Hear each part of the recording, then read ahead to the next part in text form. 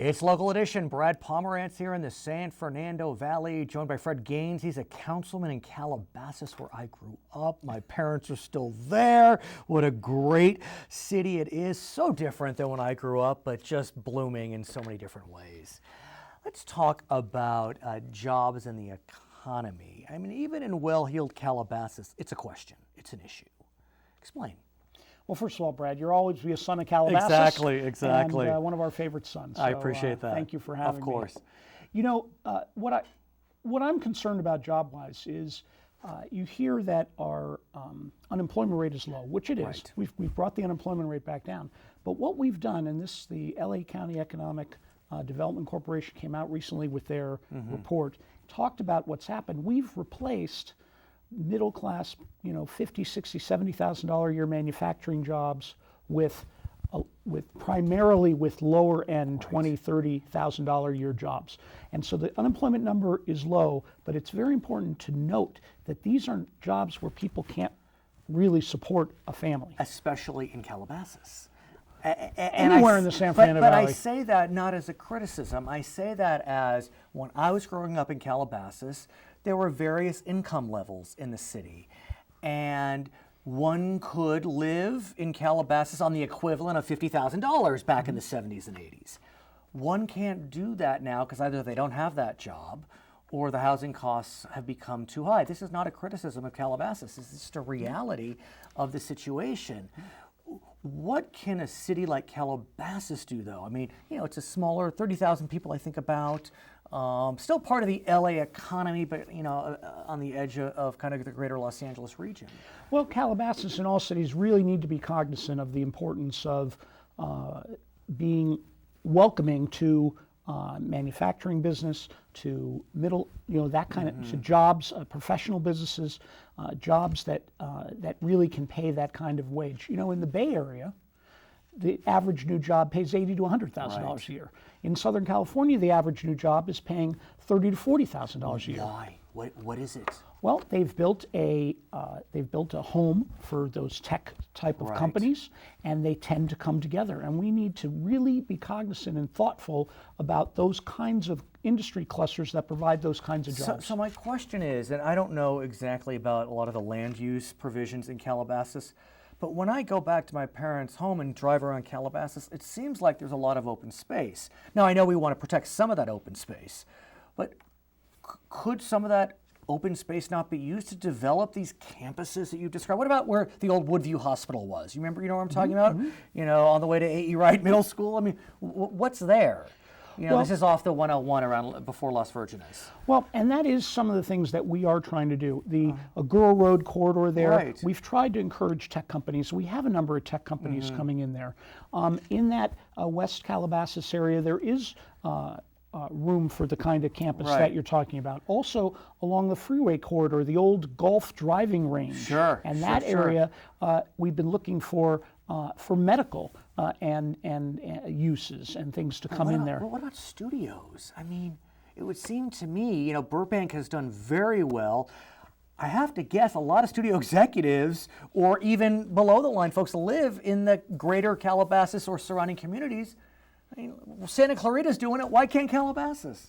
Well, because we don't really have the spots to do it. I mean, Santa Clarita, they're looking for very large facilities. Santa Clarita, as you know, Disney built a new studio out there. They've built, because they're looking for large sound stages. Like the Woodview location or on the other side of the freeway from where A.E. Wright is. I don't know. Maybe is it just protected open space? Well, a lot of it is protected open space, but in the areas we have are really more limited for new development. But we're looking at taking the development that we have and trying to ensure that the kinds of jobs that come in there are in the fields where people can make a living and support a family. Medical. What about medical? I mean, we recently spoke with a future nurse who is expected to start at $75,000 a year.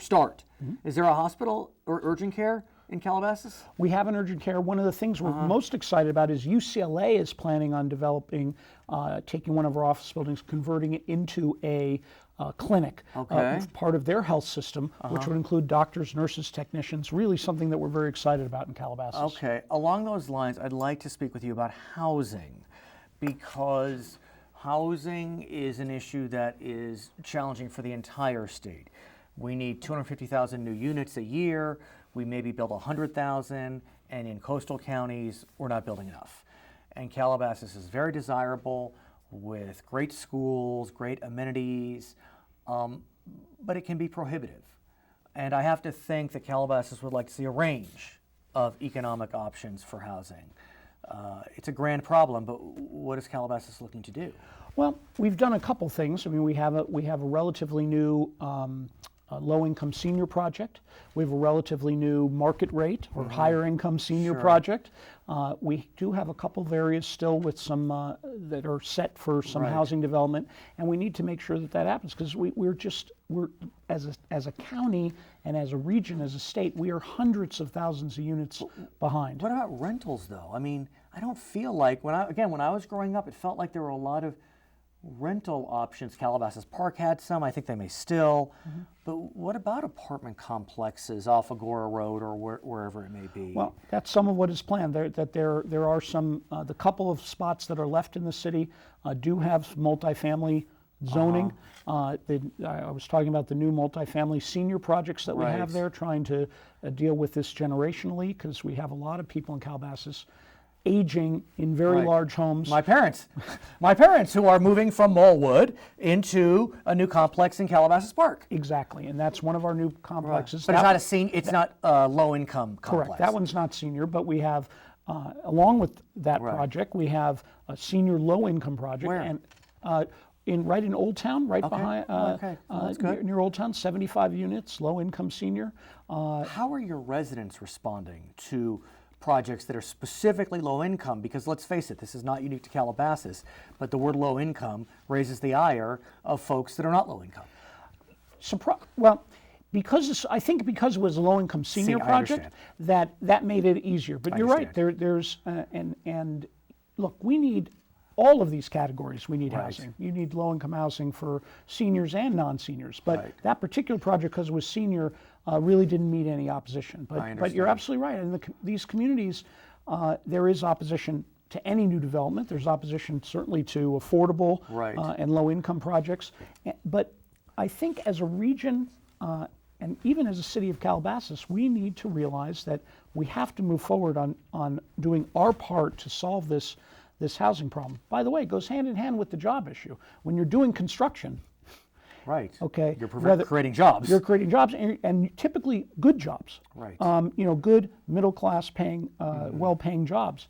Whether you're doing construction for housing, which we need, or whether we're doing infrastructure, which is also an urgent need, our roads and our other infrastructure throughout the state. So I'm hoping that both in Calabasas throughout the state will be moving in this direction. I know that Calabasas isn't facing a significant homeless crisis, but the region is. And Calabasas boundaries are kind of in and out, and so you're not really sure if you're in Calabasas or LA. But is Calabasas trying to be part of the solution of the homeless crisis in some way? Because the West San Fernando Valley is starting to see that. Absolutely, and we have seen it in Calabasas. And look, whether it's in Calabasas or across the street in the city of Los Angeles, it is certainly one of the most heart-wrenching situations that has just really, in the last few years, hit us all in the face. And so I'm very pleased that we passed a Measure H, while adding to our sales tax is always a very difficult nut to swallow. I really want all of us to make sure that money gets spent properly to go to those services. He is Calabasas Councilman Fred Gaines. I'm Brad Pomerance. It's Local Edition.